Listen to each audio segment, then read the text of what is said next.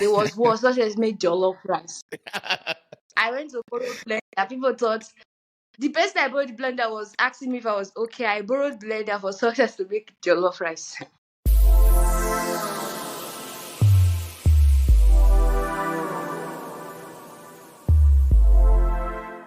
Thank you for joining me for a soulful conversation about, your journey.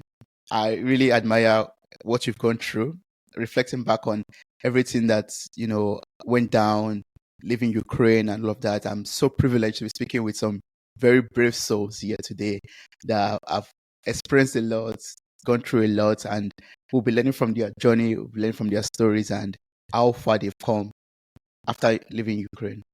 So I'll just like us to, start right now on this round table virtually. Anita, would you like to share your story and how it was like leaving Ukraine? Don't be shy. I should start. Yes. Hey. My journey leaving Ukraine. When the war started, so I didn't leave the first day. I left, I think 2 days after, or 3 days. But we're the last set of people to leave in my hostel. Everybody have ran.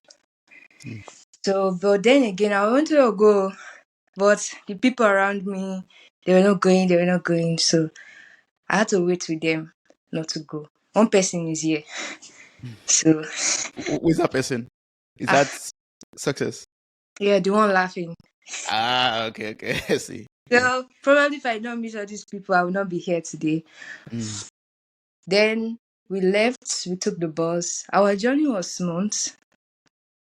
We left from Ukraine to Hungary. Yeah, we left from Ukraine to Hungary. That was the first place we arrived at.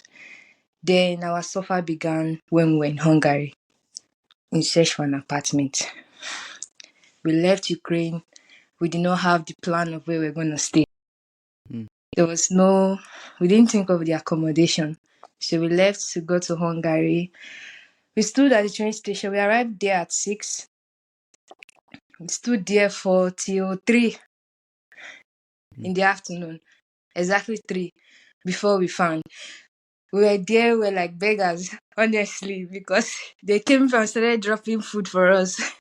They were actually kind people. I don't know if they gave anybody money, but they didn't give me money. They dropped foods and some stuffs. Then there were even clothes. Some people picked clothes and everything. Then we got an hostel. Yeah, we stayed in an hostel. We were happy. Left for me, I only thought we were going to spend like 2 weeks, then go back to Ukraine. I was thinking, we're going to travel around the whole of Europe, then come back to Ukraine. I didn't really carry much things, but thankfully I carried my laptop. I didn't really carry much things. So we got a hostel, we stayed there. We had max 2 days, 2 nights to stay there. Then the battle began again for accommodation. Like Success also has a similar, you went through a similar path also. So Success, I would like you to also share like your own journey from your own perspective, moving from Ukraine to Hungary and how it went on from there.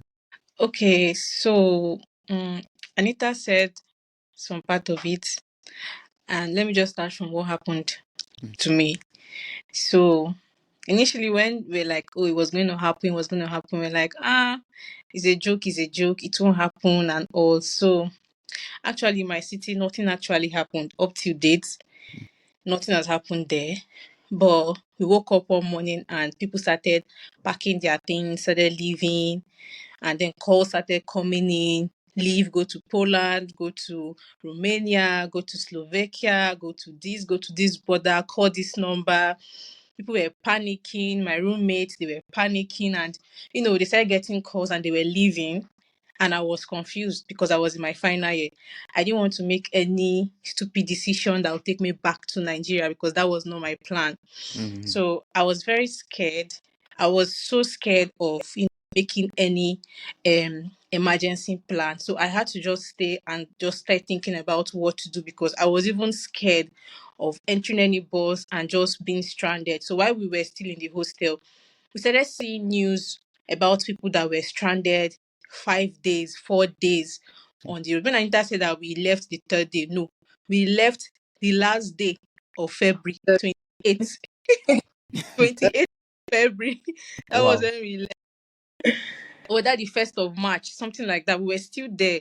People had left, people were spending nights on the road in the cold. So those things were actually scaring me. So I didn't even want to head out because me, I don't like cold. So I was just my parents would call. I was trying to calm them down because when they are calm, I can sit and think properly because they won't pressure me to make unnecessary decisions. So when they call, I'm like, oh, I'm fine, nothing is happening here. They're like, okay, no problem. But I needed money to move. One, I did not have money to move. People were moving. I didn't even have money to buy ticket. Things became bad in Ukraine. The train tickets that are very affordable as a student, with your student card, you could get a train ticket for 20 grievance. It was like something else. A train that is meant to accommodate like 500 passengers. It was carrying like 5,000 people inside. So I could remember my boyfriend then, who is now my husband. Mm. From his city to my city is like 18 hours journey, and so it was so difficult for him to even get to where I was. So it took him like 3 days or so before I could see him. So where I was, his dad was calling me like I could not sleep. They kept on calling me. Has he gotten there? Usually it's like the next day he's supposed to get to me, but it was tough for him to move from his city to mine. So when he finally came, we had to just start planning on how to move. I could remember when I was thinking about how to move. I don't have the money to move. We don't have the money to move because we were hearing news that a bus that will take you out of Ukraine to another border, you need like up to like $500 in your pocket. I didn't have up to $100. I didn't have up to that. So I was so scared. I started making calls. People that was calling, nobody was even like understanding my predicament. People were sending me prayer points, speaking in tongues. I was like, Shebi, if I go to the bus driver, I will play the speaking in tongues. Yeah. That moment I was really sad, like, because I was like, I needed money. Like, people are sending me speaking in tongues, people are kabashing. I know that it's good to pray, but bro, like, I need money to migrate so that I can go to somewhere else that is safe for me to be, Mm. right? Yeah. And finally, the way God just did it, my uncles, my aunt, people just started sending me money here and there. And thankfully, our pastor, they got a bus because he was like, Success, join this last bus, don't remain here. So Mm. he told all of us, and Anita, all of us, we joined that bus. They provided the bus for us. He bought some couple of things for us to eat. And then I and Anita and the rest of us that stayed in the hostel were the last people that left our hostel. The hostel was so dry that if your key should fall on your floor, like there are like nine floors, I could hear someone's key that just dropped. It was so quiet, like the tranquility was there. So they got a bus for us and we all left. And so our journey wasn't that tragic, like, like where people were saying that, oh, they suffered, they spent 2 hours, 5 hours in the border. I think if I could say, like, if I want to be too extra, let's say we spent like 30 minutes crossing from the Ukrainian border to the Hungarian border. We didn't even spend so much time, but the moving from here to here with your box, I could remember when I was packing my things, I was still doing like my research work. I left the laptop that my roommate dashed me. I left it there in the hostel. I was confused. I'll put this clothes, I removed the clothes because I was like, it's just to, like Anita said, it's just to go and come back. That was the plan. Just go, look at Europe, and then come back. Not Mm. knowing that we're not gonna come back. Mm. So luckily we got to Hungary. We got to the Hungarian border and they were so lovely. They received us, they welcomed us, they just put us into a bus and took us to a shelter first, gave us warmth, just made us feel comfortable. And then when the train came, they put us back into another bus that took us to the train station. And then we got to Budapest, that's the capital. Like Anita just said, okay, let me just take it from where Anita said about our journey began there. Yeah. When we came out of the train, we stood, not like we saw where to stay. We stood under the train, just like when you come out, when you're at all these Unveiled, Stadhouse Roque train station, just that Mm. underground there. That was where we were with our things, and it was cold. They were thinking we were homeless people, and or people would stop by, they would drop water, they would drop juice, they would drop biscuit, just like that, just dropping things for us. Mm. And we were just there until 3, exactly 3. We got a place to stay and we all moved in there. It was just for 2 nights, and luckily some people were able to go back to the train station to, get accommodations. And then for me and my husband and 2 other persons, we got an apartment from this pastor and his wife. He's Nigerian and the woman is Hungarian, but in a smaller city, like a village. And then we had to move over to that place, and that was where we started feeling like we're at home. They accommodated us, like they just, like you just saw a stranger and you just gave us a room. I and the girls, they gave us a room. Then the guys, they took them to one of their pastor's house also, and they were there. So we basically meet in church, like the girls and the guys, we meet in church during Bible studies or Sunday service and all. So it was so nice living with the family. We're always having, like, Bible times and all. They'll take us out to see the city. It was feeling like home, but that wasn't what we wanted to do, because I was like, I cannot just be waking up, sitting down in this woman's house, eating waffles just like that.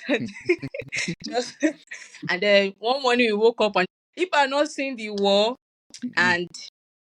and then I was confused. Should Mm. I stay back in Hungary? If I should stay here, I need money to take care of myself, and I don't have the money. I need to move on with my life because I'm about to graduate. And we started thinking, people were like, oh, move to Germany. Germany opened their borders. We were like, oh, no, move to Portugal. People were just calling places. I was scared. So I spoke to my pastor then, and he was like, I should move to Germany and start up my life and see what God has for me. That I should not just sit at that place, because Hungary isn't looking like what will be best for me, because their economy is not good compared to Germany's economy. Mm. And after so many like thoughts, praying, I was like, okay, let's do this. So we hit the road, we got to Germany, and the journey was smooth. Everything was okay. We got here, and then my husband's uncle was the one that received us, because I think it was just a last minute information we got from his parents that he has an uncle in Germany, and specifically Hamburg. And so after like talking to the man was like, okay, yeah, we can come. And then when we got to Germany in the night, he received us. We were in his house. That's when I started feeling like as if I went to Nigeria, but I didn't go to Nigeria, because the man Yeah. was bombarding us with African, like everything was coming back to back.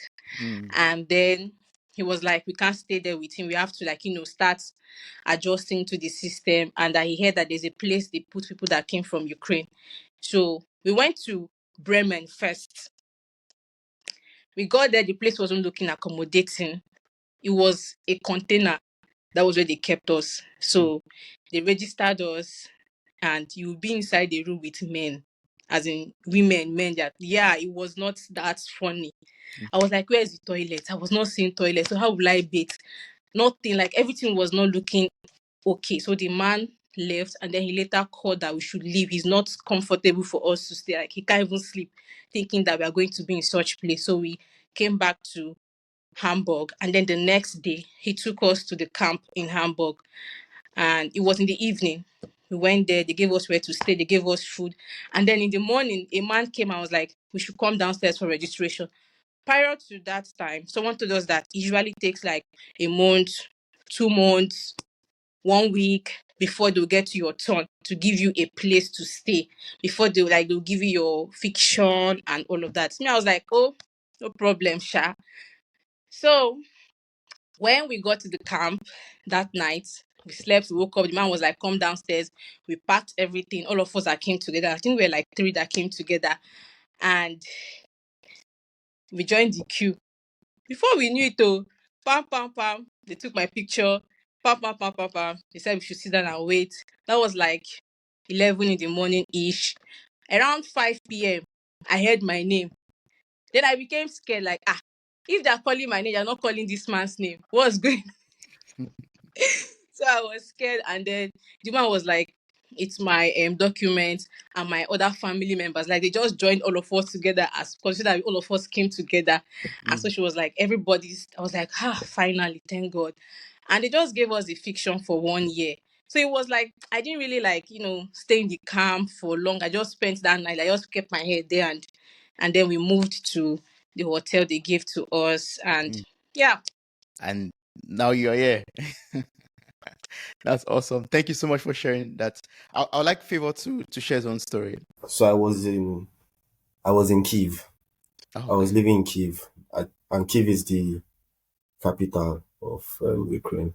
Mm. So for me, it was like a little bit different from them, because I feel like people that like went together, that left Mm. Ukraine together and did everything together, it's different from people like us that we were like alone and we had to like think about like things to do and all.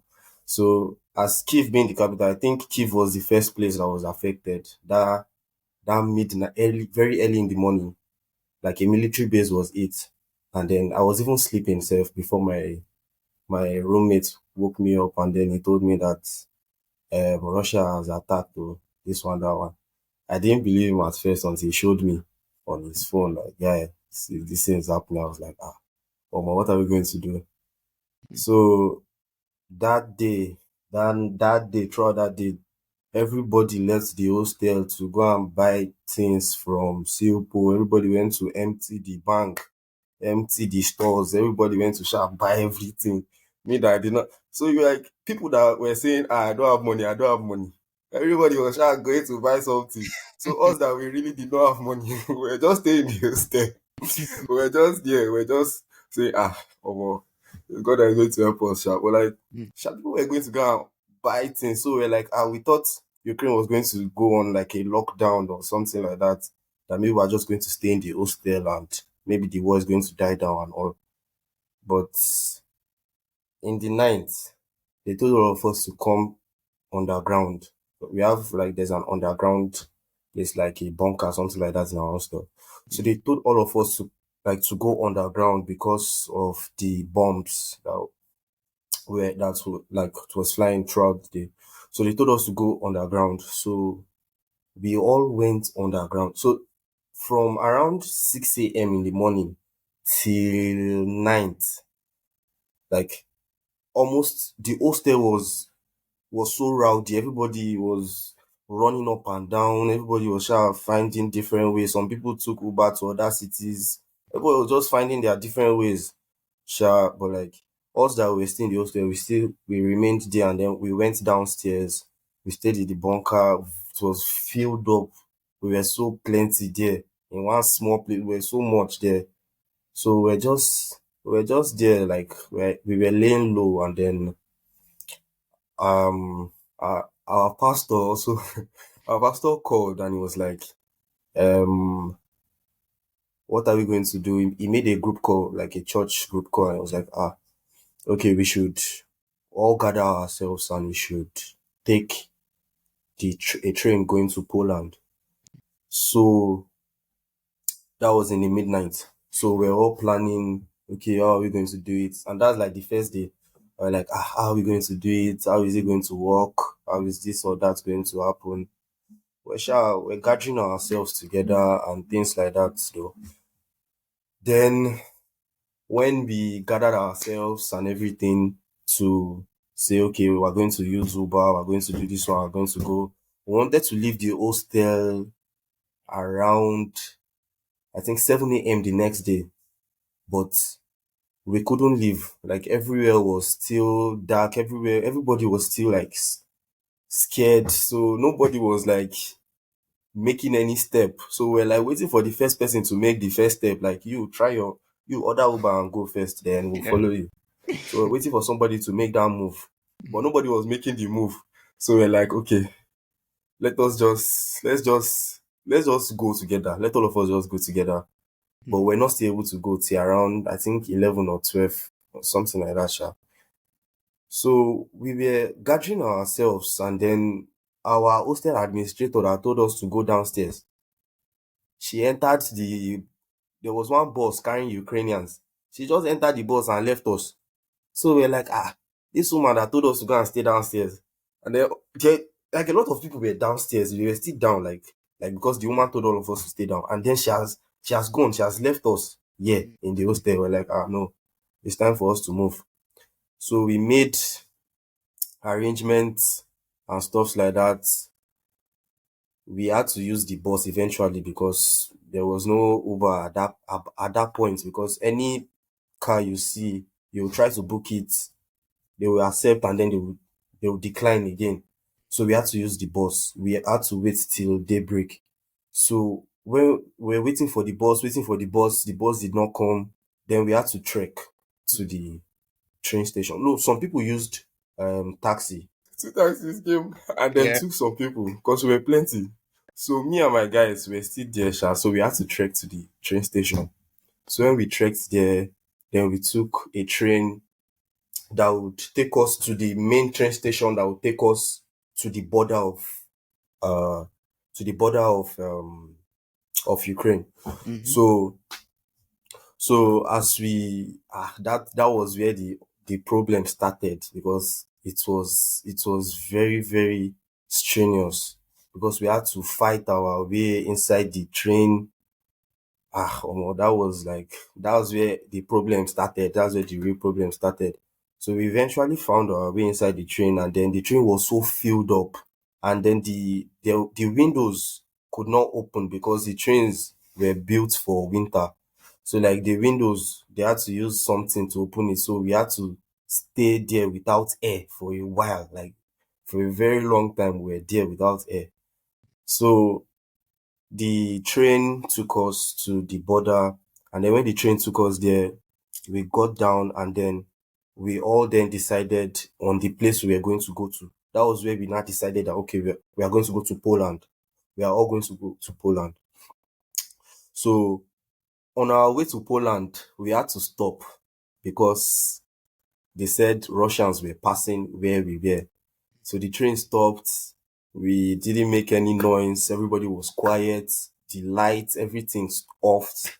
We were just there in darkness for like almost 1 hour. We were just there quiet, waiting for these people to pass and get the go ahead to continue moving. We were just there waiting until that time. As at that time, like we were very scared. Like everybody was afraid that what was going to happen. This one, that one, sha.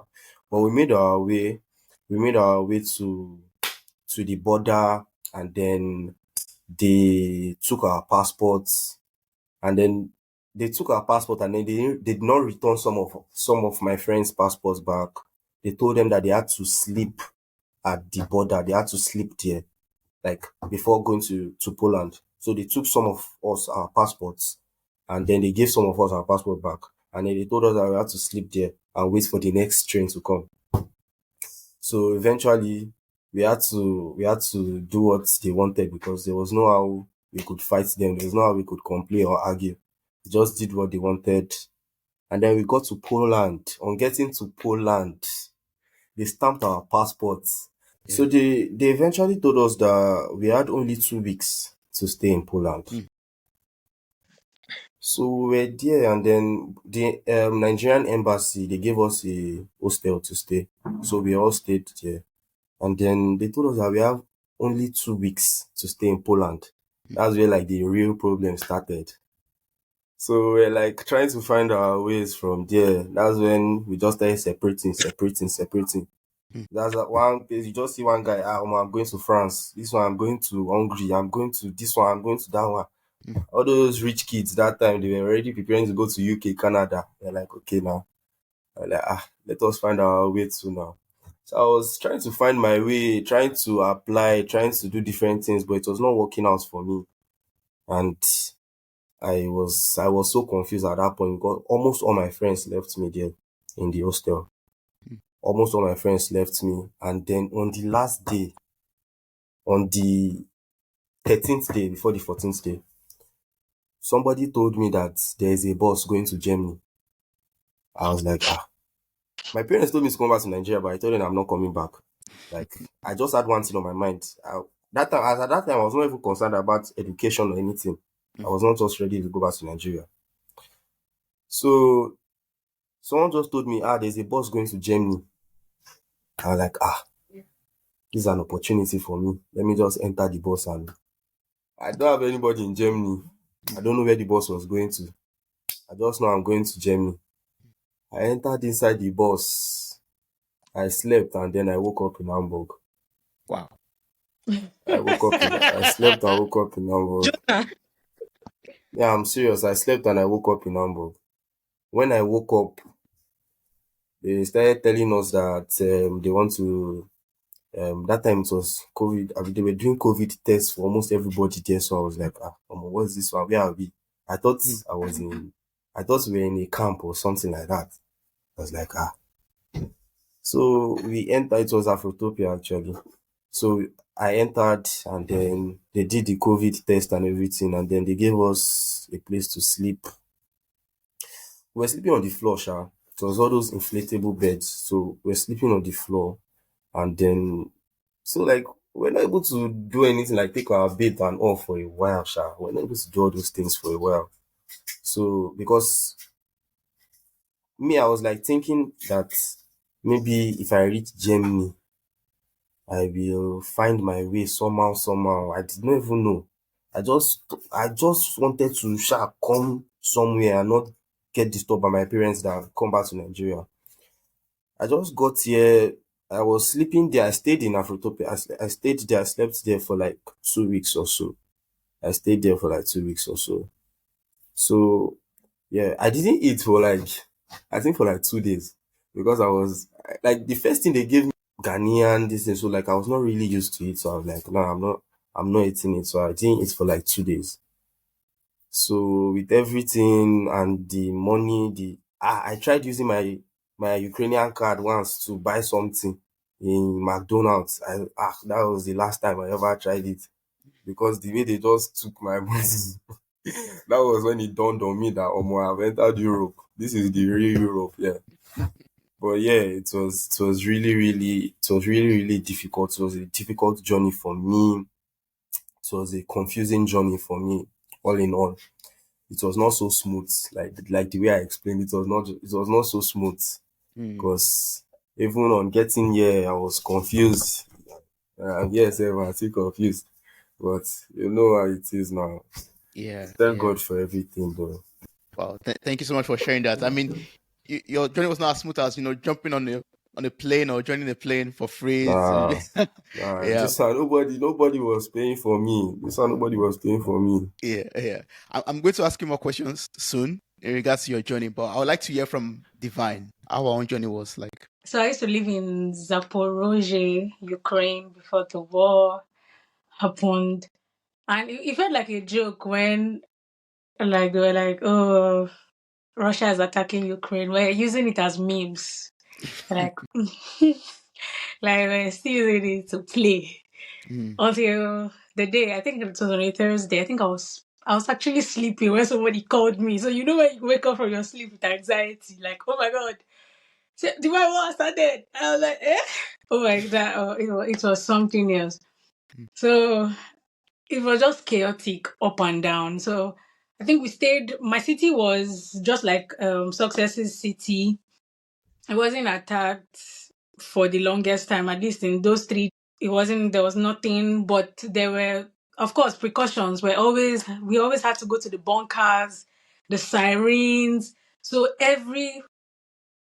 for example, every 30 minutes, you hear, go to the bunker, sirens. And it was getting very traumatizing. So maybe so people were even sleeping with their shoes and winter jackets because because you can be sleeping, they will say, go to the bunker. So you have to be prepared. So you just sleep with your bunker bag, your shoe, and your jacket. So once they say move, you move. So as much as we did not hear the bombs in our own city, it was really traumatizing, because from what is the meaning of every 30 minutes, 1 hour, you're hearing sirens, and you always had to go to one dusty bunker and all of that. So for me, it was really hard for me to leave when we knew that, okay, this is not getting any better. people started going home. People decided to leave Ukraine. Parents were calling. The panic from home was something else. Some African mothers will even kill you before the bomb kills you because, like, can you let me think or navigate? Why Mm. are you calling me like that? But I mean, for me, like, I was so scared of the uncertainties because I'm really scared of uncertainty. Because okay, people in Kiev city is the capital that was attacked first. They moved first, so we're already hearing stories like people have been trekking for 72 hours. Mm. People have been trekking for 4 days. And you expect me to leave, although I was in a war-torn place, but I just believe that, okay, maybe nothing will happen or something. But like the uncertainty was too much. I could not expect myself just carry my bag and say I'm going to the unknown to go and trek for 72 hours. I'm just like, fam, so I was like also one of the last people that left. My friends left me. My closest friends, they were like, Divine, you're not moving. I said, no, I'm not moving. My siblings were calling me from home. They're like, Divine, this is your behavior. This is your behavior. Move. People are moving. Move. I was like, where do you want me to go? I should go and trek for 72 hours, or I should trek for 4 days, or I should sleep in the bunker. It was winter, fam. I think that was sometime in February. Winter was still at its peak. Mm. So, but it got to a point where I think the point for me where I'm like, you know what, I'm out of here was when I think a lot of people had left, like 85% of students in my school, they already left. I was there with just few people. And the last bunker call, they were like, oh, go to the bunker. There were sirens. And they took us to a bunker where I saw a car pass. And I'm like, oh my God, what is this a bunker? This is not underground. If I can see a car, then if a bomb hits, it's hitting me. And everybody had gone. So I think that's when my anxiety spiked. And I just used that bit of anxiety to pack my small pig. Oh, I did not even have a pig box. I just took anybody's box I saw in the hostel. I just I just took any box. I put one or two. I felt like I was going to Nigeria. I know there were people that said that they thought that they were going for trip to Europe. I kind of knew, I felt like okay, like for me, I didn't want to leave, but when my anxiety had spiked, I'm like, you know what, okay, Nigeria it is. Maybe we'll come back someday. So I think I just packed a small box. I tried to pack my best clothes. No, not like my best clothes, but I tried to pack. Okay, although like I had to take really warm things, like because it was cold outside. But I was like, okay, let me carry this one. But of course, I couldn't carry anything. Oh, everybody was shouting, travel lights, in case you have to trek for 72 hours. So Mm. you have to be calculative. I had to leave my laptop. It was big, so I was like, you know what, I'm just gonna leave this here. So just packed in a rush and left. I just knew that everybody had gone and God would not want to isolate me in Mm. such a war-torn country. So I better move. So I think that was my sign. So we left. Although my siblings were really shouting, Divine, get out of Ukraine now. And I was like, okay, people have to send me money if I'm not going anywhere. A few hours later, they sent me the money. So I think I had enough money for the journey. And I left with my friends, a few of my friends that were still around, even if some of my main G's had left me. Mm. So we left. Okay, it was a struggle to get on the train with my small body. I had to struggle into the train, but we got on the train. I think I was just crying like on the train because it was something else. It was it was like the uncertainty was so much. I'm like, what am I going to see in front? It was just hard. It was traumatizing. So I think I was just crying. Of course, I had people calling to check on me, Divine, how you doing? A train journey that maybe would have taken probably 10 hours, took 24 hours, 72 hours, and we're just on that train.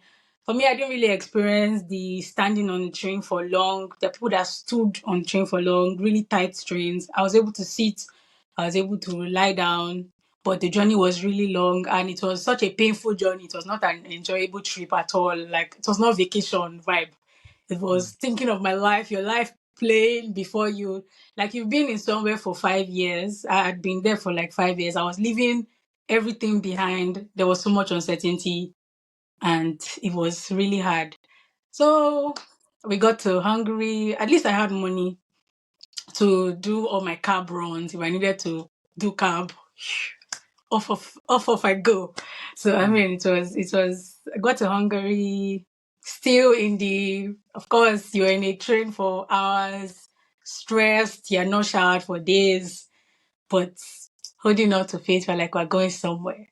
But yeah, getting to Hungary, we met really nice people. We were able to get a good apartment, a hostel vibe. So I think the university there, they gave their spot hostel where we could live for free. I randomly met a girl. I think it was just a funny twist where I lost my bag or something, and I got talking to the babe, and she was just like, "Oh, you're from Ukraine. I know some free hostel for people from Ukraine." And so I stayed there with some of my friends, and we were just there. And it was not funny because you realize that you had gotten to Europe and Ukraine is quite cheaper. So you go and buy something and your card, the way the money will just get down, you're like, oh my God, how would I survive? What's the meaning of this? And there was just a lot going on, people saying different things. There were so many voices. There were people shouting, go back to your country. This place is too expensive. When the work is over, you go back to school. Don't stay in Europe. There's nothing in Europe. Don't stay in Europe. It's too expensive. Blah, blah, blah. So amidst all of those voices, like it was so hard picking out the voice for you. What do I want to do in this situation? And Nigeria did something very amazing and not amazing for some people because they sent free flights. So it was really you can easily just jump into one of those flights because first of all it was free. You're like, I give up, fam. I give up. It's hard. It's hard being the whole trauma of the war. You could just say, you know what, I'm going to my mother's house. And some African mothers were already crying and rolling on the floor. Come home, my child, I cannot lose you, blah, blah, blah. So for me, I think it was really hard making a decision. I was almost getting on one of those Nigerian flights. I'm just like, you know what? I think I already packed my bag, ready to go to Nigeria because I'm just like, okay, like they were sending me a lot of money at that time. It's more than anything that I'd spent in Ukraine. Maybe if I used to spend $100 in a month in Ukraine, I was spending maybe $300 in Hungary, and it was something else. I stayed there for 2 months. I actually wanted to go home, but I just knew that no, the words I was receiving in my spirit in that time were words of faith. And I knew that faith, it wasn't a fate to go back to Nigeria. For me, going back to Nigeria then was like, okay, you give up, like you're just going to the bosom. And for me, I was in my 5th year. I had a degree to complete. I was not sure. Going back to Nigeria, it's so fast. I'm like, I think it's better to stick in Europe and just wait and let's see how things play out. But I know the words I was receiving in my spirit were words of taking up every opportunity. I just heard that I just had these words of faith that I needed to express some form of faith. I'm like, you know what, I'm going to wait and I'm going to see whatever's gonna go on with this. So it was a hard decision for me to make because I already packed my bag, ready to take one of those free flights to Nigeria. But I'm like, you know what? I'm going to see to the end of this. Let's see what this. I've been to Nigeria a lot of times, so I can always go back to Nigeria. But for this place, let me see what can happen. Let's see. I cried a lot. It was a traumatizing experience, but I mean, I came to Germany at some point because Hungary couldn't stay in Hungary for so long. And moving to Germany was also a step of faith for me. It was so hard because I'm like, okay, another uncertainty, moving into the unknown. But I was convinced at some point that I was supposed to be here. Well, I could move here. I was like, okay, let's take up. Let's try this. All right. That was it for me. And yes, now I'm here in Hamburg. Did you also join a bus going somewhere and you landed in Oh, Hamburg? okay. For me, when I made the decision that I'll come to Hungary, so I came up to Hamburg. I came with a number of guys. It was a really long journey, fam. When my friend who told me Divine come to Germany came, she was able to get the IC train that was fast for free. So I was expecting on getting to Munich, I'll get the same IC train. But on getting to Munich, they're like, that offer is closed. So I had to use the regional band from me. Oh, From Munich to Hamburg. So I yeah. probably got to Munich at 8 o'clock. And I got to Hamburg by like 12 a.m. And of course, I had already traveled from Hungary to Munich on the train. So that was a Mm. long journey. So when I got to Munich and he told me that I had to travel for another 24 hours or what, I'm like, you know what, I'm going back to Hungary. What is all this problem? Like what? But I'm just like, okay, you know what, I've already come this far, so you know what, let's push it. So stayed on that Yeah. train. And you know the way regional bands are, you have to get down from one. Just to get down from one to another, it was something else. Yeah. I barely remember those things now because I've already passed through them. But yeah, but on those days it was really hard. It was very fast. Yeah, so that's Yeah. it. Thank you so much for sharing that. I truly appreciate that. Samuel. Okay, so I'm not a very good storyteller, but I'll try to put in all the necessary details. Um, I was at the city center in Dnipro, when the whole thing started, and I was working at that time, and we had a very loud bang, and that was it. Like, that was it. We knew it was the beginning of the war, even though the bang did not happen. The whole bombing did not happen in April, but we heard it. Like, we heard the very first one. So work stopped around 1 p.m. I mean 1 a.m. Like, I was doing a night shift. So work stopped 1 a.m. that night. Everybody was panicking, all of that. So in the morning, buses were already difficult to get into. I had to struggle inside one of the buses, and then went back home. I didn't know what to do at that time, but thank God I was with the church. Like, I was attending Deeper Life then, Deeper Life Fellowship or something. Like, I've forgotten the arrangement. So I waited like 2 days before we moved out of. Getting into the train to Lviv was another challenge entirely, because everybody was trying to get into the train. Like, it was very, very, very difficult. We got to Lviv for us to cross, for us to take another train from Lviv to Hungary, but that was very, very, very, very difficult also, because they were not allowing everybody to enter, and you had to use a ticket. You had to buy a ticket, and then even if you have a ticket, there was still a particular order. I think ladies were going in first, children and all of that were going in first. So it was pretty difficult. But the good thing was, our church pastor was very coordinated, and I'm really grateful to God for him till today. He was able to arrange a bus for us from Lviv. Like, we traveled from Lviv to Uzhgorod, and then from Uzhgorod down to Hungary. Getting to Hungary was not that difficult, though we waited at the border for some hours, because that was around the time people were just leaving Ukraine in en masse. Then we got to the we got to Hungary's train station, and then they took us to one nice hotel, like that Holiday Inn, and we spent like 1 month at the Holiday Inn. It was very, very, very good.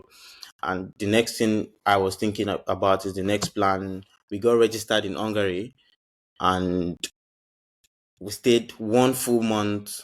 I didn't know what next to do, but at the beginning, I already knew that going back home was not an option. And I'm thankful for my family too. They were also encouraging me, whatever happens, don't come back. Just try to find your bearing in another country. So Mm. it was already 1 month, and then the hotel we were staying they were telling us already that maybe we would not have another chance to stay anymore. But along the line, the people I was traveling with, they had they had an uncle in Germany. So Germany became the other option, like the next option. So we heard that there was a free train traveling from Hungary to Germany. So we hopped on that train, though we had to stand. There were almost no seats at the beginning. We had to stand for a very long time, but we got to Hungary. I mean, we got to Germany, and the host was really nice. He was not around at that time. It was in Nigeria, but he made a lot of provisions for us, like a lot of provisions. He told his friend to come and pick us, bought food stuff for us, and we were just really enjoying ourselves, like eating free food the whole time. And we had somebody that could really cook. Too many persons, like 2 or 3 persons that could cook amongst us. So it was like we were enjoying until they told us that we had to register in Germany. That was when the problem started. We registered at one camp like that in Ham. We got to Ham first. We registered at one camp. We stayed there for like 1 to 2 weeks, and they were attending to the Ukrainians, the real Ukrainians, and they were not doing anything with us. So I took the initiative to ask the coordinators what was going on next with us, and the guy told us that they didn't have any plan for us since we are third party nationals. I've forgotten the way they call that stuff. They didn't have any plan for us, and we probably have to go back home. But if we don't mind, we can go to Bochum, where they welcome people who are coming from Ukraine too, and maybe try to seek asylum or whatever. So since they said they didn't have anything for us, we had to live there. Like, we obviously had to live there, and we went to Bochum. At Bochum, they received us. They then took us to another city again, shopping again. Like, we stayed there for 2 to 3 weeks. Everything was good. They started paying us around that time. They started paying us money. We already joined the church. We already joined one RCCG in Dortmund. The church was in Dortmund then before we moved, and they were already paying us money. After a while, like after 1 week again, they moved us to another city, Witten, and this was where the real problem started. They started saying to us again that we are third party nationals. We have to leave, and somehow we were able to get appointments with the Auslander we were there. And when I got into the office with some of my guys, two of my guys, the officer there just asked us, now that we found ourselves in Germany, what do we want to do? Do we have plans to study and all of that? We told her yes, and then she just told us to bring the school that we were going to, blocked account, sponsorship letter, and glory be to God, most of us were able to get that, or practically all of us were able to get it, and then we were able to get our residence permits for 1 year, and I've also renewed it again. So I'm here Yeah. studying already, and that's it. That's it. Wow. Thank you so much. I really appreciate you guys sharing your stories. Anita, Favour, Samuel, Success, Divine. Thank you so much. I mean, you guys have experienced a lot from, being on trains, sitting in bunkers, enjoying free food, and just joining a bus going somewhere, leading nowhere you don't know. I landed in Hamburg. I would like to know, like, how did all of this, how was it like at that moment, leaving your comfort zone, or the place where you could call home already? All of a sudden, you had to be removed from there one way or the other, and you had to be thrown into uncertainty, into the unknown. How was that like for you? And how has that changed your life in a way, or changed your perspective, changed the way you see things now? Well, maybe I should go first. I couldn't really call Ukraine home because I spent just 6 months before the war started. So I was like, I just saw it as an opportunity, and people were actually telling me it's an opportunity and all of that. So I tried to believe that, and I knew I wasn't going home. Like, there was no way that I was going to go back to Nigeria, except that is the last option. So yeah, it wasn't like home for me, and I think this place already is like where I'm actually meant to be in the first place. That is what it seems like to me. Yeah, And then I would like to ask a yeah, question to that because I know a lot of listeners will want to know, like, why is Nigeria the last option? Like, I left Nigeria just 6 months ago. I already made farewell to everybody, like, and they're seeing me again, knowing fully well that coming from Nigeria was another story entirely. I had to go back home. The first day that I landed in Ukraine, I landed with an expired invitation letter, and the immigration officer did not let me in. So I had to spend 1 month again in Nigeria to get the invitation letter. So my friends knew I was back home again when I traveled. Now going back home again, no, that would be like some village people stuff. So I knew Nigeria. I knew Nigeria was not part of my options. yeah, Like wasn't part. you said village people will not win in this situation. Nine, nine, nine, No, nine. no. Yeah, we would like to add or talk about the experience and the lessons. I'm going to say, yeah, Ukraine kind of felt like home for me because I stayed there for 4 years. So I already started making friends. Some friends were already like family to me, right? So, Mm. and also like I'm this person that when I have a fear, I don't want to see myself living in that fear. Like something I'm scared of, I Mm. don't want to find myself in that thing. So Mm. I was so skeptical about my plans, even if I knew that I had Germany in mind when I would be done with school, Germany and UK. I was already learning Dutch.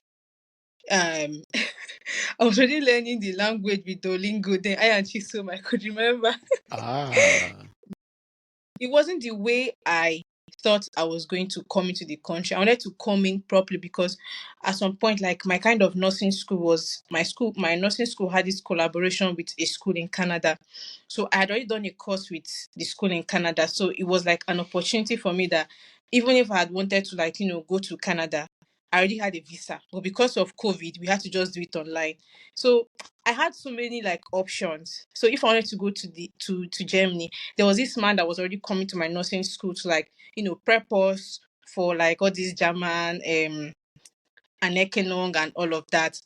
So going the way we went wasn't how I thought I was going to go. So Nigeria was my least option because from home they're already telling me you are not welcomed. Like don't even bother coming. Let it not even come to your mind. Mm. So it was not even my plan at all to go to Nigeria, and everybody's just looking up to you, and then you not carry yourself back like it's like you're like the shining light.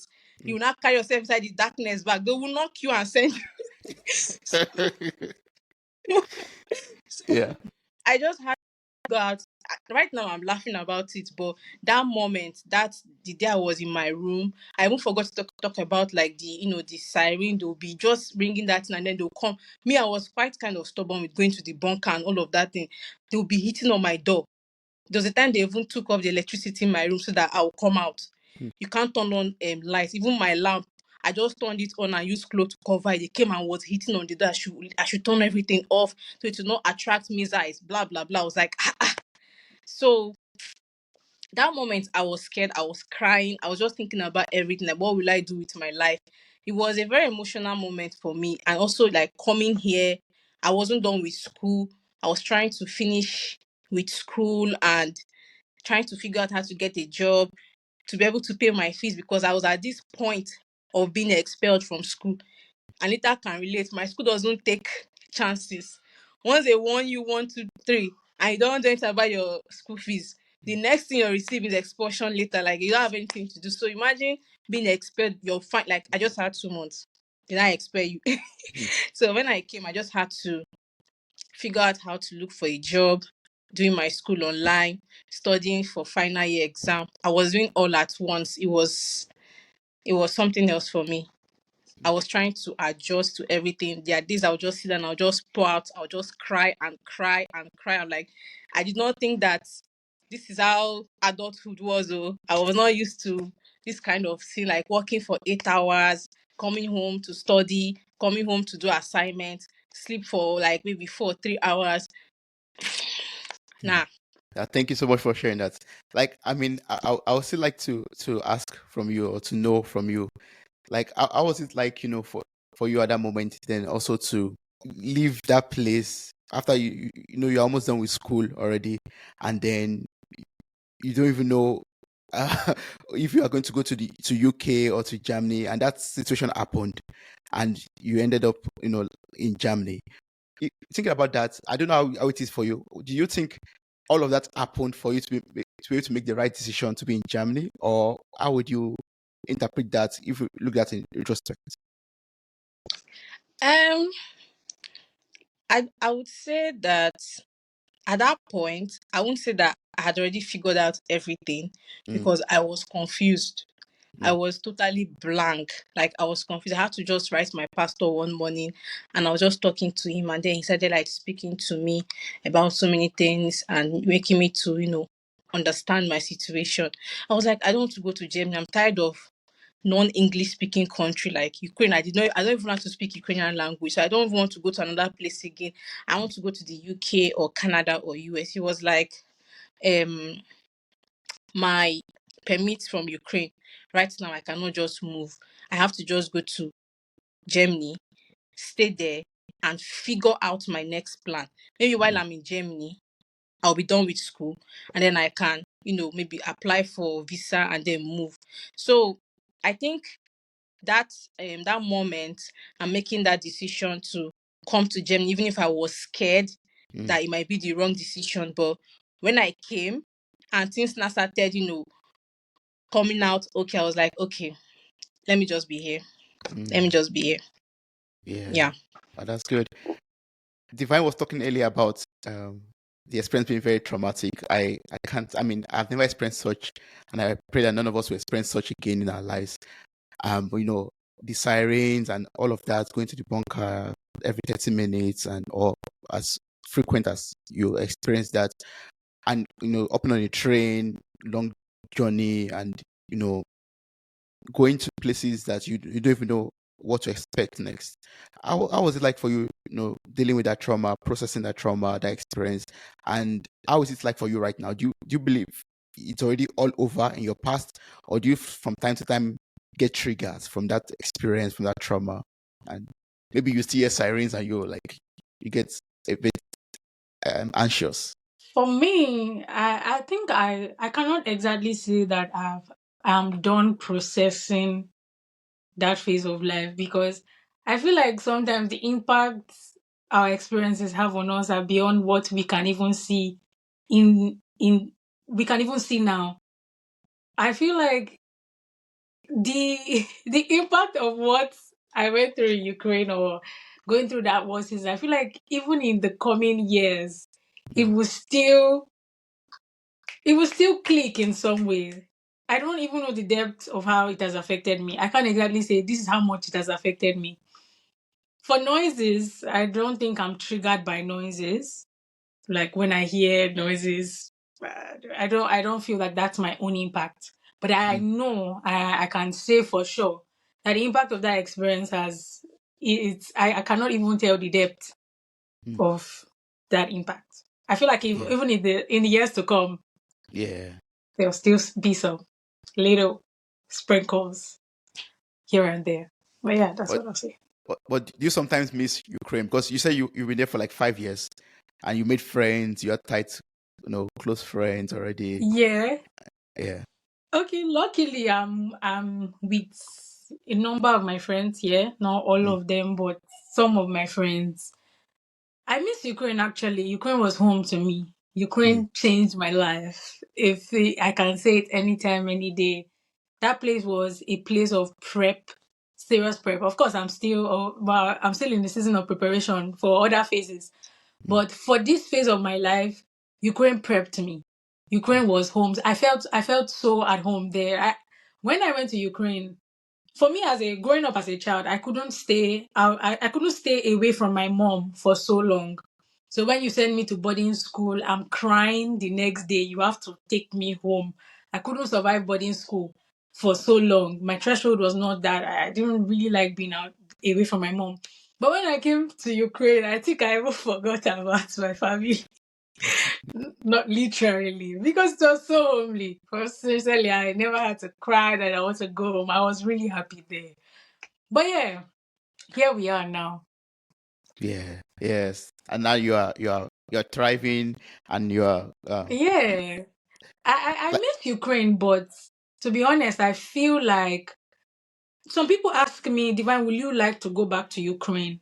Mm, I miss Ukraine, but I would not like to go back to Ukraine. Ukraine was way easier, but I would not like to go back to Ukraine yeah. because I just feel like life is one of my catch phrases now is God of life's journey Mm, because I feel like life is a journey. I feel like there are phases. I feel like yeah. that phase of my life is over.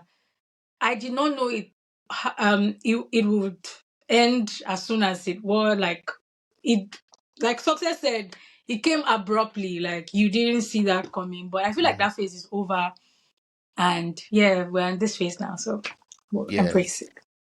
And talking about faces and journey, I would like to ask Favor. Like, you jumped on a bus in Poland, and you don't know where the bus was going to, and you landed in Hamburg.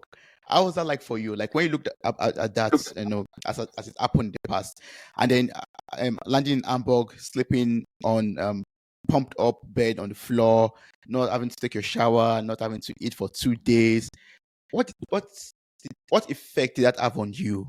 Did you experience any kind of depression? How are you able to process all of that and heal from that whole journey? I must imagine, I can imagine it did some things to you in some ways. Can you explain that to us? Yeah, I can't even lie, like the war actually affected me. Like I think it's during the war, after the war, that's when I started like understanding about this mental health stuff that we used to talk about because honestly before I just thought it was just all talk and all. But it affected me mentally, honestly speaking. Mm. And it affected my spiritual life because I have never prayed the way I have been praying since I came to Germany. Since I was in Nigeria till I entered Ukraine. Yeah. The kind of prayer I've been praying there and the kind of prayer I'm praying now, So, they so are the war very moved you, different. the war moved you closer to God, or what would you So say? I'll say the my experiences moved me closer to God. The things I have passed through since the war happened till where I am now actually moved me closer to God. I can't even lie. And it's not like as if I hear sirens or whatever, but like I still I still feel somehow, honestly speaking, about the war. Like it's made me so confused. Like I have never been confused like that before Mm, because I did not know what to do at that point. I actually never like liked taking decisions on my own. So it's either if my guy is doing it, maybe I'll just follow him, I'll just do it. It seems right to me. But like this thing that happened when everybody left me, I was like, who am I going to follow this time? So like I had to make a decision. Where are you going to go to? I made a decision that I'm coming to Germany, and on getting here, I had to make a decision that as I am here, I'm not going back to Nigeria. Nothing is taking me back to Nigeria. I have to try my best. I have to survive. I have to move myself closer to God because He's the only person that can help me at this moment. Even though my parents call me and say, "Oh, how are you? How are you? How are you?" It's not still enough because at some point, because there's one question I actually did not like hearing is, "What's your next plan? What do you want to do?" mm, And that question was so annoying because when you ask me what's my next, like, I'm like, bro, I'm just leaving war. You're asking me what's my when if you were in my shoes, would you even know your own next plan? So like those type of things were what actually like I can't like I have grown mentally and spiritually. I have grown, and yeah, the war has done a lot of things to me. The war gave me beards. Honestly, I did not have beards before, but I have beards now. So yeah, those Yeah. are the changes that, yeah. I won't forget that part. The war gave you beards. Yeah. But Anita, I would like to also hear from you too. Like at your age, hearing different voices, maybe going back home to Nigeria, or move to Hungary, or move to Germany, move there, move here, and back and forth, and even here in Germany, having to deal with a lot of the denials, or for example, or approvals, or all of that uncertainty. What toll did that take on you? How did that affect you, and how were you able to pull through all of that? Well, in this world, there were two kinds of people. The one that were thanking Putin for the war, and the one that were cursing Putin for the war. Me, I'm those people that were blessing. Honestly. Why? Because I don't say I was blessing him, no, not Putin, but thank God that I am here. Mm, Honestly, because I was only in Ukraine for 5 months. It's not even reached half of a year. Like I just arrived. mm, Then what happened? So when it took a toll on me, saying the war took a toll on me, no, I was even laughing. There was a day they bombed. The very first day we heard of bombed, I was laughing. My roommate almost wanted to slap me because I was laughing. So the question of the people coming to tell me move from here, move from here. Oh, it was only my mother. It was only my mother that who mm, called me. I don't know. The rest, they felt I was okay. I could tackle things myself. I don't know why.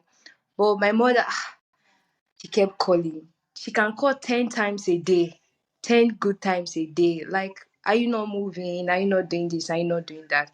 Because there was this other one of my classmates who also came with me from Nigeria. So we're there together. She was my friend, but we're not really that close. So immediately the war, that very first day, the ninth, the next day, I think that next day was Thursday or so. The next Thursday, she packed her bag and she wanted to go. Then she called me, let us go.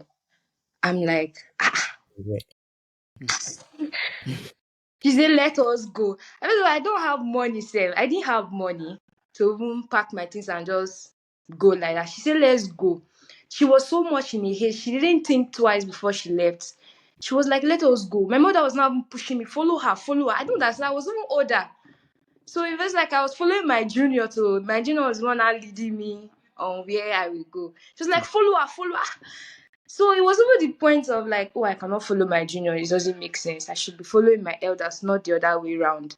mm, So the push was there. My mother kept pushing me, follow her, follow her, follow her. I was like, no. So Chisom was my roommate. Chisom was not going. She was just there, sitting. We wouldn't make rice. Success made rice. There was war. Success made jollof rice. I went to borrow blender. People thought the person I borrowed the blender was asking me if I was okay. I borrowed blender for Success to make jollof rice. So my mother really pushed me to follow her, to follow her. Her mother on the other girl's mother was not helping matters. Like the other girl, her mother wasn't helping matters because her mother was putting pressure on her. So because my mother and her mother knew, then she would come and meet my mother. Why am I not going? Like she was trying to make decisions, trying to push me to, like the way she was pushing her daughter to push my mother to push me to mm, go.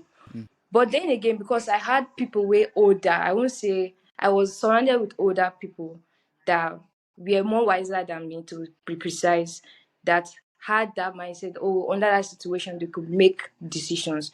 So I just had to follow them to make their decision, to follow them in where they are going, not to follow them where they were going to. mm, mm.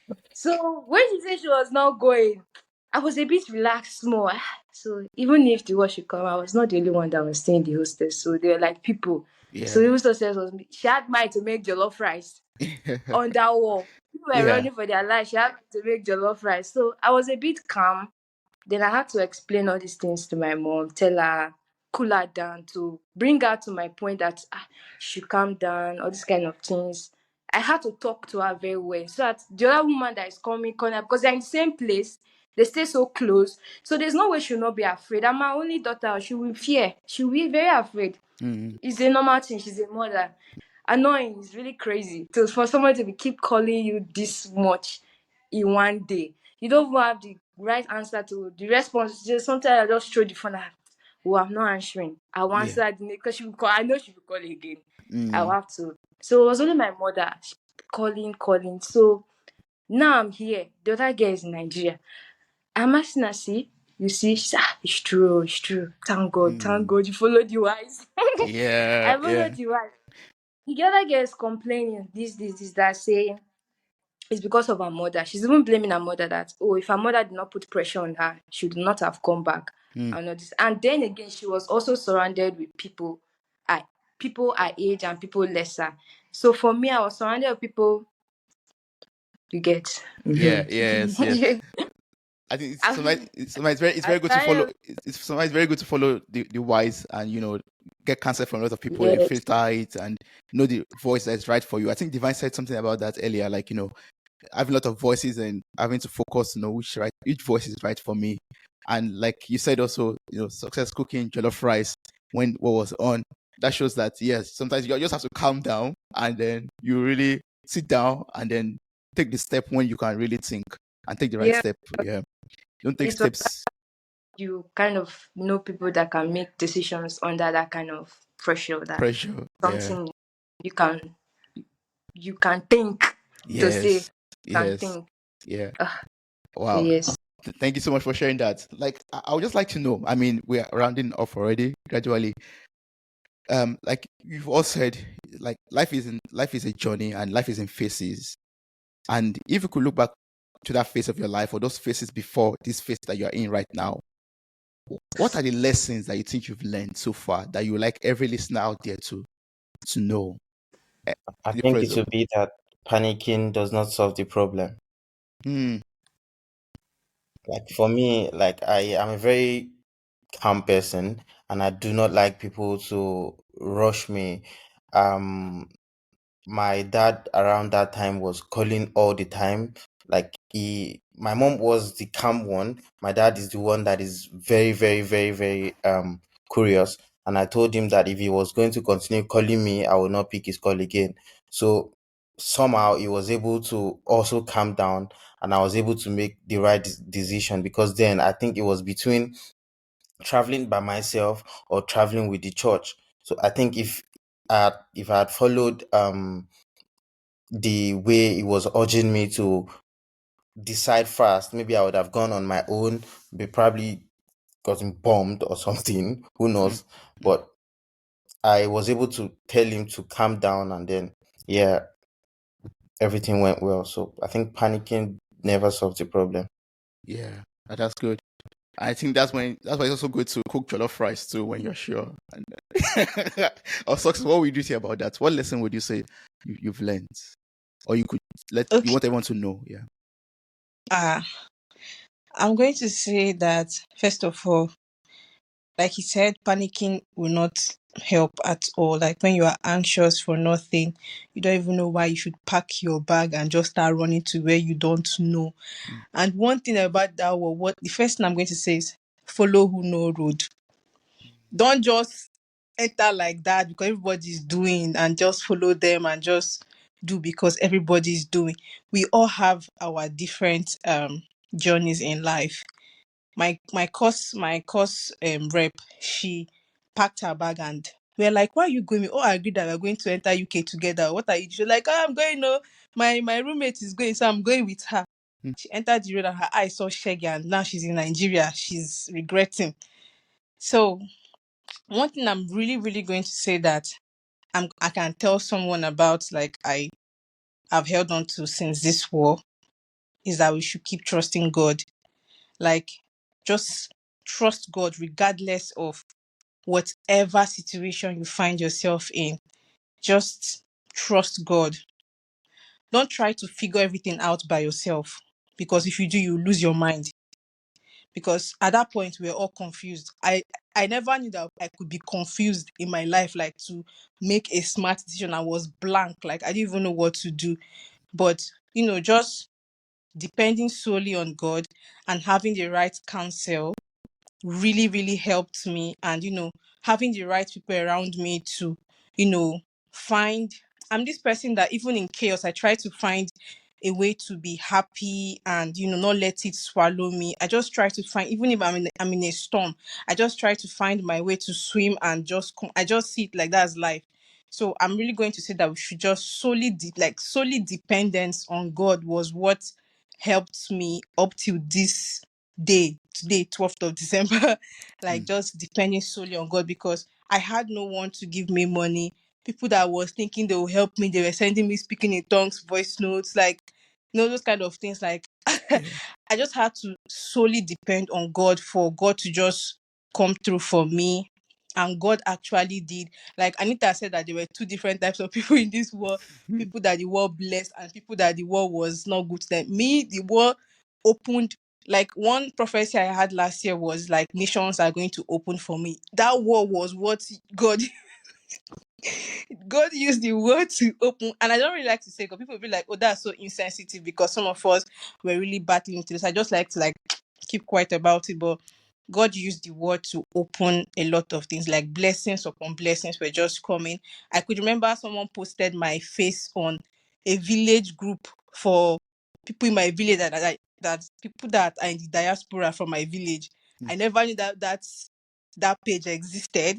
The person posted my picture there, and in a day, while I was in Hamburg, in a day, I could get like 400,000 naira in my naira account. Like people were just Wow. bombarding me with money upon money. Like that's how it was for me then, until somebody started using me to make money, and then I had to report about it because person was collecting money with my face when it wasn't me. I could remember someone was even like, oh, come to the US, we could make like, is a school that you could continue your nursing, blah, blah. Like people were just trying to help me. And I would just say that's because I trusted God, because I didn't try to figure everything out by myself. So I was just following the leading of the Holy Spirit and good counsel. That's just what I can tell somebody. And Yeah. follow who know road. Mhm.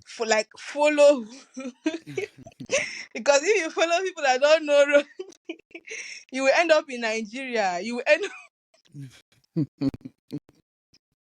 because Yeah. the flight they gave us was really, it was really appetizing, like, free flight when you come down. When people got to Nigeria, like, oh, they just gave them new SIM card, and was it $100, and people had to use the $100 to buy ticket to their next destination. That was the end. So that's what I can say. Yes. That's not good. Yeah. Thank you so much. Follow who knows road. Follow the counsel of God, and yeah, just stay calm. Like don't panic when there's chaos. Just cool down a little bit, and yeah, like Samuel also said too. Yeah. Favor, what lesson would you like to share with the listeners from your experience? Apart from you getting the beards and all of that. For me, my lesson would be to there would always come a time where we would all need to make decisions on our own, where we would all need to make decisions on our own through the help of God. So for me, it's more of we should move closer to God. That for me, because I wasn't so close like that, but I thank God for the prayer of my parents that has been seeing me this far. So yeah, it would be moving closer to God so that you can know the right steps to take, the right decisions to make, decisions under pressure and things like that. So that's the lesson I have learned actually Yeah. from everything. Of course, Yeah. that's good. Thank you so much. Divine, do you have something to add to that? I think I'll just say that I don't like to say life is hard. Life is not hard. But I would say that not everybody will go through a war situation, but everybody at one phase in their life will go through stuff that is inconvenient, some unforeseen circumstance. You could lose a parent, you could lose a spouse, something that could challenge you or shake you, something that could make your faith stronger, something that could build some form of endurance in you. What I Mm. would say has been a very big lesson for me in this time. Yeah, I'm a believer, so I would say that it's learning to trust that even in the hardest times in our lives, there are still the beautiful things that we can find in them. There's still something that is at work, that is still working, even in those hard seasons. And just not going about sulking. I went through war, yes, but I should not live like a victim. Like, I went through war, so I'm not going to do anything. I'm depressed. Emotions are very valid. Our emotions are very valid, but I mean, I would say that it's knowing that sometimes life can be like that, but we can still find beautiful things. We can still look for the little things. It could be the people who check on you. It could be the life that you have. It could be those people that even helped you, that gave you food. It's something that gave you food when you were in Hungarian border and all of that. So yeah, it's just learning to take the step of faith too when you need to. Success was cooking rice where there was war. Sometimes just so sometimes just Yeah. breathe. And I'm learning to pick through the voices. To be honest, I know we made a lot of statements about going back to Nigeria. Nigeria is our beloved country. I love my country. To be honest, as a person, I love my country. But I would say that everybody needs to pick where they are meant to be at each time. We all have reasons why we moved abroad. We Yeah. probably wanted a better life. We're trying to bag a degree and all of that. And there were words of follow who no road. Like, I mean, there are people who go to Nigeria and the next 3 months their parents send them back to Canada. So it's just knowing you're seeing everybody. There are people that in with 5-3 calls they are out of Nigeria. So for me as a person, I would single out myself in this. It wasn't where I was meant to be at that time. My experience in Germany, the experience that I've had, I wouldn't have. I think earlier I shared something about a word of faith that I was receiving. And I knew that to express that faith, I needed to express that faith in uncertainty. Nigeria is a country I know. Home, I was even home the previous year before the war. I had a good time at home. So to express that faith, I needed to express it in a time of uncertainty, a time where there was no mommy around, where there was no daddy around, where I think I'm so independent now. It has built my independence a lot. So I think it's in those hard times, there are still things that we can find. There's resilience that we can build. There's endurance that we can build. So let me just stop there so I wouldn't talk a Yeah. lot. Thank you so much. That's a lot. A lot. I've learned also a lot from that too, from everything that you guys have shared. I don't know if Anita has something she would like to share. But I've learned, about not panicking, being patient, cooling down, following who knows road. I've learned that one. That one is sticking with me. Like also listening to the guidance of God and following the leading of God. Don't listen to all the voices around you. Yeah, and just calming down. Yeah, Anita. All I'll say is think before you act. Don't act before you think. When you cannot think, that's why you follow the wise to become wise. Hmm. Because then I could not think. There were wise people around me. Pew, I was wise. Oh, it's not like that. I'm just joking, Sha. But when you follow the wise, you become influenced and you Mm, become wise. When you follow the dumb, you become influenced and you become dumb. yeah. So if I'd acted before I thought, then voila. That means because how I left Ukraine to come was a hustle, was a hassle. Mm, Then me going back when I knew it was a hassle, then it's over. yeah. Like I said, there were some people with just 1 or 2 calls, they are out. Pum, they are out. There are some people that left, went to Ukraine, and they are in the US. Mm, Sharp.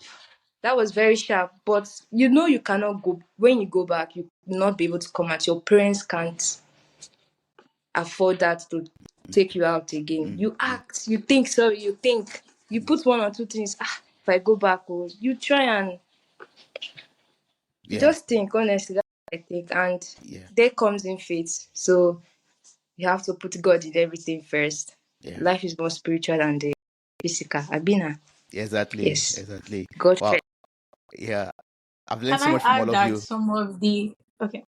Can I add Yeah. that in some situations, I think the worst circumstances can even bring the bigger blessings in our lives. We can see Mm, another part of life. There's something we can see in front. We never knew that we would be here. We have met new people.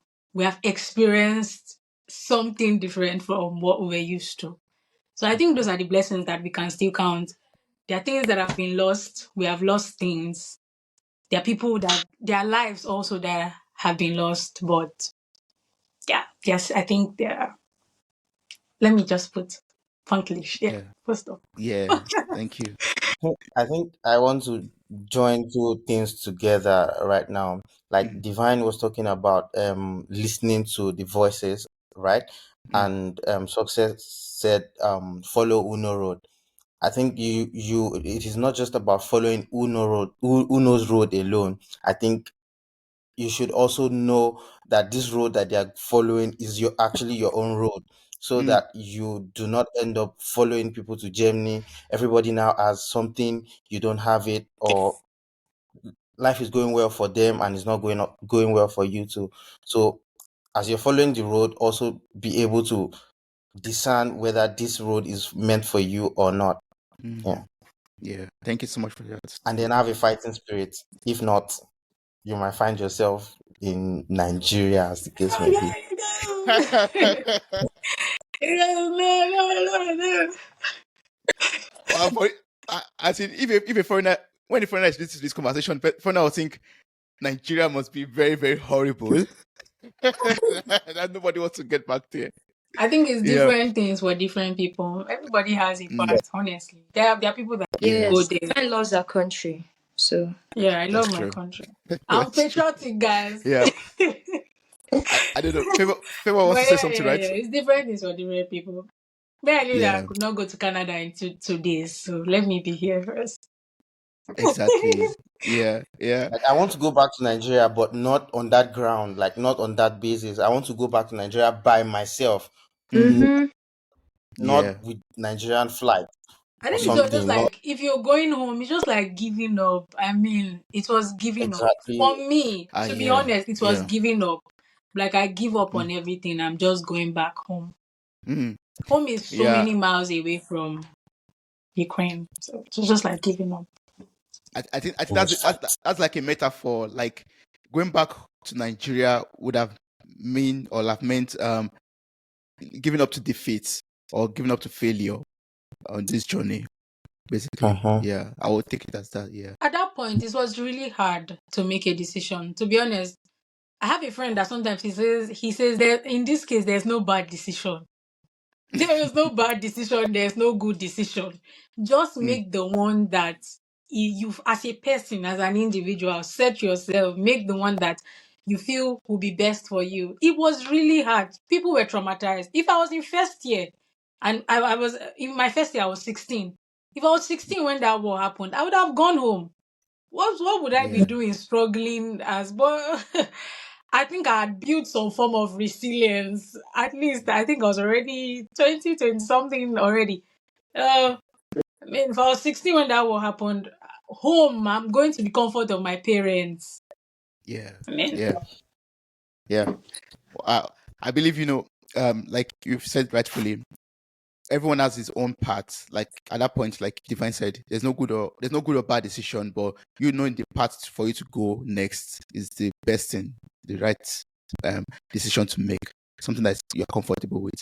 So as a last question, I mean, I've learned so much from you, and one thing I'm very grateful for is that I'm able to hear your story, learn from it, learn from the different perspectives and different areas that you guys experienced the war in Ukraine, moving to Poland, moving to Hungary, and coming over to Germany. If you could reflect on right now, from where you are right now, in your position right now, if you could think about all the moments where you had no money, where you were suffering from anxiety, suffering from confusion, and you could put all of them down on the table right now, would you say there's one thing you are grateful for, like one thing that you are forever grateful for from all this experience? I'm alive. Yeah. To be alive is It's not a joke, honestly. Mm. So one thing I'm grateful for is the gift of life, the gift of men, friends, yeah, the gift of people that you can just relate with, people Mm. that you can just go there and then they just help you out. Yeah, I'm just grateful for people in general, people that I've been able to get help from mentally, physically, financially. Yeah. Yeah. Thank you so much. I've learned a lot of things. I've met new Mm. people. I have grown. I have Mm. actually grown through the hard days, through navigating the hardest of emotions, confusion, decision making, loneliness. It's been a lot, but I've grown a lot, and I've been able to act on faith and see a result. And I mean, we understand that it gets better. Somehow it gets better. This time last year, I was not where I used to be. So it gets better. Like life is in phases. Today may be Yeah. hard, but there's always hope. You know how we say where there's life. Somebody said he's grateful for life. I mean, Mm. where there's life, there's always hope. We're Yeah. still living. So there are people around us the people that can encourage us when Yeah. on our hard days. So can't trade experience and for anything. Exactly. Yeah. I'm grateful for you sharing that experience with us also. Some people found, can I add that some people found love in this war time? Yeah. There are people Wow. that found love. They found husband. Can No, you imagine? this But the war this is spiked it not up me. a This is little not bit. me saying what was good, but I'm just saying that some people found love. Like Success found love before now, but everything Mm. became Spiced up. Not for war. No, no, it's not because of the war. I mean, that is now. So there's something like nobody mentioned, which is like what we've learned, like what I've learned from. So there's something I forgot to say, which is pressure. Yeah. mm. So like I just want to tell everybody out there, it's not like as if I've made it, but let me just say it. So like don't put Yeah. pressure on yourself, guy. Like whatever is happening to you for a reason, and you're Mm. doing all right, you're okay. I'm not where I want to be, but I am not putting too much pressure on myself, because if you put too much pressure on yourself, honestly speaking, you won't even be able to do half of what you want to do. Mm. So I feel like we should not put unnecessary pressure on ourselves. Just do what you are doing and trust God. Yeah. Yeah. I like that. No put unnecessary pressure on yourself. Yeah. Yeah. Thank you so much for sharing that. Yeah. I'm so grateful for all of you. I'm so delighted that I got this opportunity to speak with you, and I've learned so much from you. That's one thing I'm going to say from your journey and experience. And I believe that from now onwards, even for the rest of our lives, we just continue to enjoy wonderfulness and no more war, no more, no more calamities, for just progress and all of that. Thank you so much for this conversation. Thanks so much for your time. We spent about 2 hours on this conversation, and that's quality time from you. Thank you. I appreciate it.